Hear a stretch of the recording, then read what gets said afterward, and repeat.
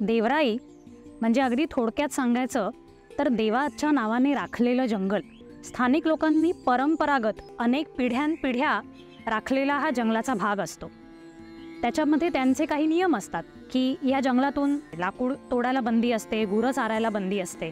देवराया या घनदाट जंगलाबरोबरच जैवविविधतेसाठी प्रसिद्ध असतात. त्यामध्ये त्या परिसरातील मूळ जंगलामध्ये टिकून राहिलेली वनसंपदा पाहायला मिळते. सिंधुदुर्ग जिल्ह्यातील महाराष्ट्रातील एकमेव मायरेस्टिका स्वॅम्पची देवराई आणि आंबोलीमधील हिरण्यकेशी मातेची देवराई ही जैविक वारसा स्थळ म्हणून घोषित करण्यात आली आहे.